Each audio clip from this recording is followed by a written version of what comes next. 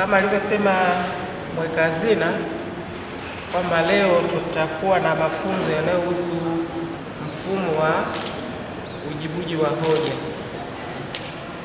Kama tunavyofahamu, zamani tulikuwa tunajibu tu kawaida, tunapeleka makaratasi, lakini sasa hivi serikali yetu ya Jamhuri ya Muungano wa Tanzania imeamua kila kitu kiwe kidijitali zaidi.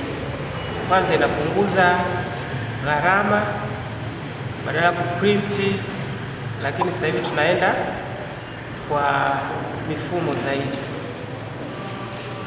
Ni maendeleo makubwa, sababu kizazi chetu tulichonacho sasa hivi kinatakiwa kuifahamu hii mifumo, na haiwezi kuifahamu bila sisi kuanza nayo ili tuweze kuwapelekea na wale walioko chini.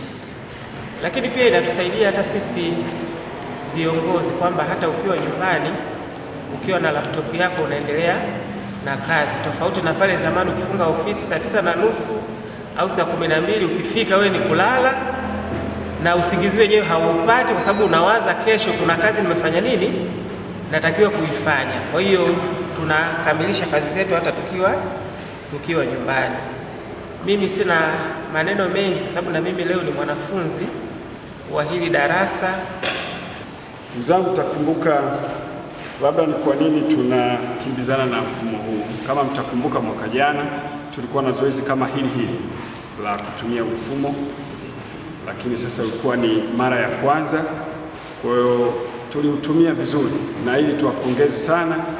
Tukitafuta leo taarifa za mwaka jana tunazipata, ziko bure, lakini leo tukisema tutafute majibu ya hoja ya mwaka juzi, mwaka labda 2021-22 ya halmashauri ya Meru, tunaweza tukatafutana hapa lakini tukisema tuyatafute ya mwaka 2023-24 kwenye mfumo yapo, kila mmoja atalikuta jibu lake lilivyo. Kwa hiyo mtaona ni namna gani serikali ilivyofikiri, ilivyowaza kwamba sasa tutoke kwenye mfumo ule wa zamani tuende kwenye mfumo huu wa sasa.